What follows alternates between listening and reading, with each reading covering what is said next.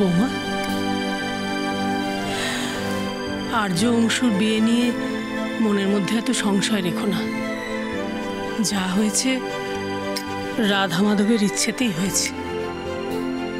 তা ঠিক মা, তবে সেদিনকে ওখানে দাঁড়িয়ে যে সিদ্ধান্তটা আমি নিয়েছিলাম তা নিয়ে ভেবো না। আমি শুধু একটা কথাই তোমায় বলতে পারি, সকাল দেখলেই বোঝা যায় সারা দিনটা কেমন যাবে।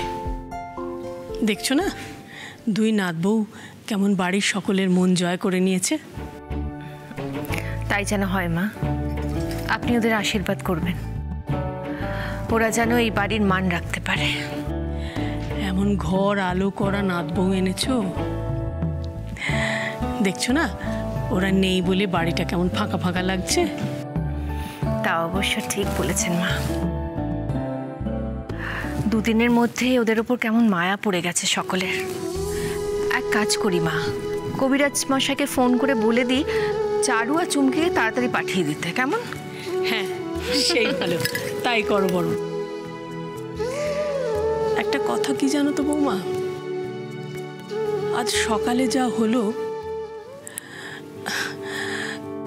ভাগ্যিস নাত বউদের মা একটু পরে এসেছিলেন, আর একটু আগে যদি আসতেন তাহলে যে কি কাণ্ড হতো, কারো কাছে আমরা মুখ দেখাতে পারতাম না।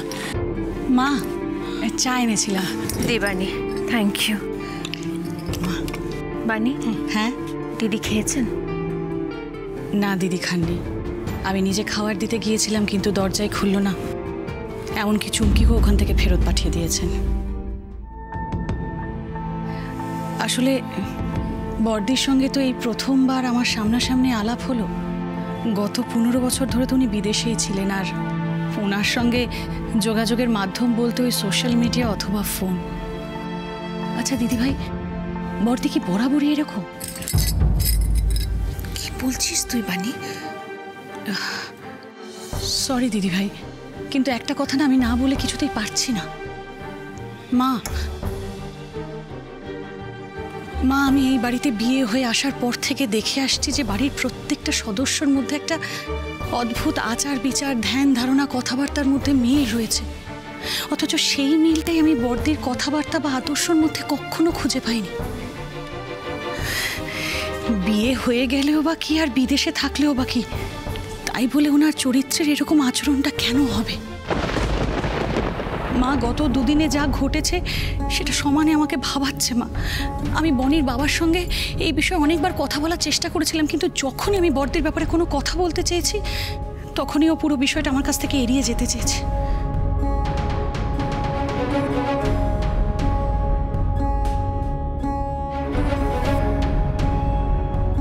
মা আমি যে প্রশ্নগুলো আপনার কাছে করলাম সেটা যদি করে আমি অন্যায় করে থাকি তাহলে আমাকে ক্ষমা করে দেবেন মা, আমার অন্যায় হয়ে গেছে। কি বলছো তুমি? না না, তোমার অন্যায় হবে কেন ছোট বৌমা? তোমার তো কোনো দোষ নেই, তুমি তো ঠিকই করেছো। তুমিও তো এই বাড়ির বউ, একজন সদস্য, এই বাড়ির একজন কর্ত্রী। তোমার তো পূর্ণ অধিকার আছে এই বাড়ির সদস্যদের সম্পর্কে প্রশ্ন করা, তাদের সম্বন্ধে জানা তোমার অধিকার আছে বৌমা।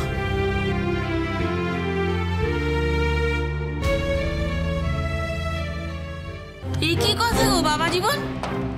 হলুদ তো কত শুভ জিনিস, তাতে আবার না করতে আছে নাকি গো? বলছি শোনো না বাবা জীবন, তুমি না করো না, হ্যাঁ এটা নিয়মের কাজ তো অকল্যাণ হয়, হলুদটা মেখে নাও বাবা। হ্যাঁ বিয়ের দিন থেকে সব নিয়ম পালন করলাম, এখন দু একটা নিয়ম পালন না করলে খুব একটা অমঙ্গল হবে বলে আমার মনে হয় না।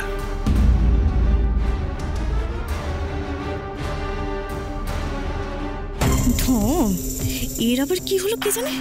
সবাই এখন তোয়াজ করবে, আহা গো গো করবে, তবে না শান্তি। সব চারুর বুদ্ধি কেমন ক্যাবলার মতন তাকিয়েছে দেখো। কি রে, জোরে বসে গায়ে হলুদ হবে না তাই আবার কখনো হয় নাকি? তাই তো তাই তো,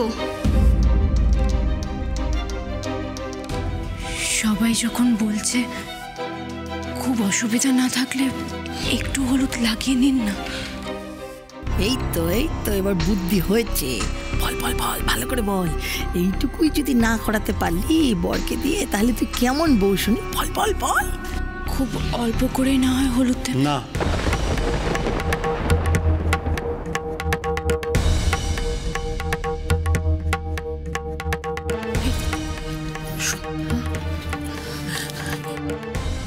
মনে হয়েছে তো এ আমাদের সব কিছুতে জল ঢেলে দেবে। দেখুন আমার স্নান করা হয়ে গেছে। এসব মেখে বিকেলে আমি আবার স্নান করতে পারবো না।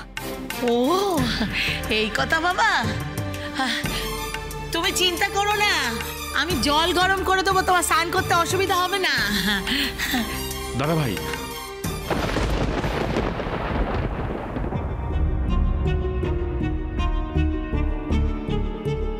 শোন না, ওনারা যখন এতবার করে বলছেন এই নিয়মটা রিফিউজ করিস না।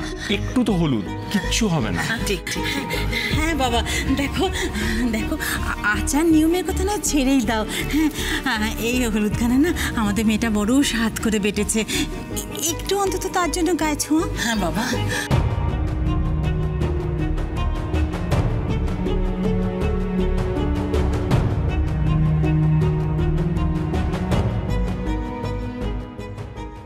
এই সবটাই তো নিয়ম রক্ষার জন্যই। যেখানে মনের সাই নেই সেখানে সংসার রক্ষা করে কি হবে? দাদা ভাই এরকম করছে কেন? দেখেছিস কাণ্ডখানা, দেখেছিস? হ্যাঁ, যে গায়ে হলুদ নেবে না তাকে নিয়ে সাদাসাদি, আর আমরা যে এতক্ষণ ধরে এখানে হাঁ করে দাঁড়িয়েছি তা নিয়ে কারোর মাথা ব্যথা নেই। তাই তো, ওদের গায়ে হলুদটা বাদ দিয়ে এখন তোদের গায়ে হলুদটা নিলেই তো হয়। কি বোঝাবে, কি বোঝাবে মাকে? হ্যাঁ, দেখ দেখ চারুকে নিয়ে কেমন আদিক্ষেতা করছে। এই পিয়ালি শোন, আমি যখন বলবো তুই তখন না ওই বাড়িটা থেকে খাবলা মেরে হলুদ নিয়ে না আমার গায়ে লাগিয়ে দিবি, বুঝেছিস? ওদের গায়ে হলুদ লাগার আগে আমার গায়ে হলুদ লাগবে।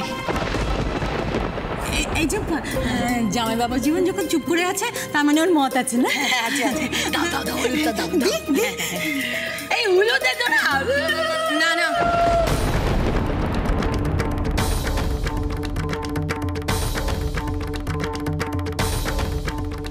উনি যখন চাইছেন না তখন একটুখানি হলুদ ওনার কপালে ছুঁয়ে বাকিটা আমায় মাখিয়ে দাও।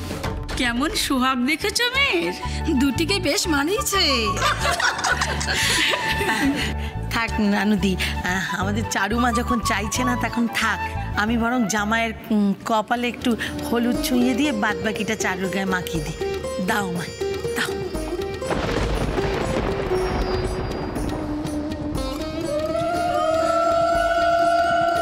দাঁড়াও মা, বলছি যে বিয়ের সব নিয়ম তো চারুকে দিয়েই শুরু হয়েছে, এটা না হয় আমায় দিয়ে শুরু হোক। না রে মা, ওরা বড় তো, ওদের দিয়ে শুরু করতে হয় মা, এটাই নিয়ম। ওমা, কাজ ছড়া খোলার নিয়মে আবার ছোট বড় কি গো কাকি? ওদের দিয়ে শুরু করো না গো। শোনো পুচকি মেয়ের কথা, এরকম হয় না কিরে কখনো? আমার বড় মেয়ে জামাইকে ফেলে কখন আমি ছোট মেয়ে জামাইয়ের গায়ে গায়ে হলুদ দেবো? কি যে বলে না। হ্যাঁ একদম ঠিক ঠিক। নে ঝুম্পা নে, তুই শুরু কর। না না মা, বোন তো ঠিকই বলেছে, বিয়ের সব নিয়মই তো আমাকে দিয়ে শুরু হয়েছে, এটা ওকে দিয়ে শুরু হোক না, ক্ষতি কি? দাও না মা, ওকে গায়ে হলুদটা আগে দাও না। না, ও ঝুম্পা, চুমকির তো দেখি আর তর্স হয়েছে না। চারু যখন বলছে তখন চুমকিকে আগে গায়ে হলুদ লাগিয়ে দাও না। হ্যাঁ, তাতে কোনো দোষ নেই গো। তাহলে আমিই শুরু করে দিই গো। আমাদের কথা শুনে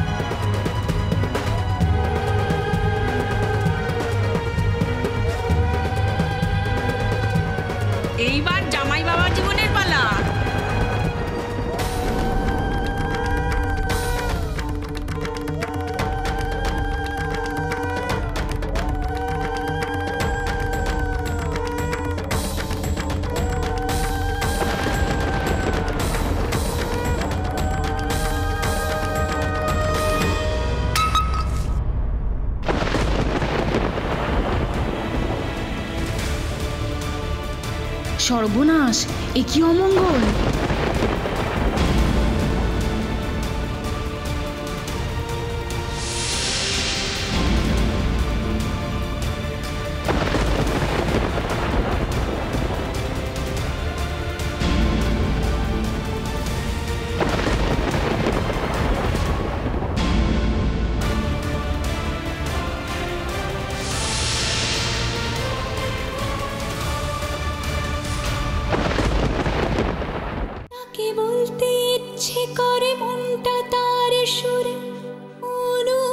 এই গানের প্রতিটা কথায় যে সততা আছে, যেই কষ্ট আছে, তার এতটুকু কি আপনি নিজের জীবন দিয়ে ছুঁয়ে দেখেছেন চারু?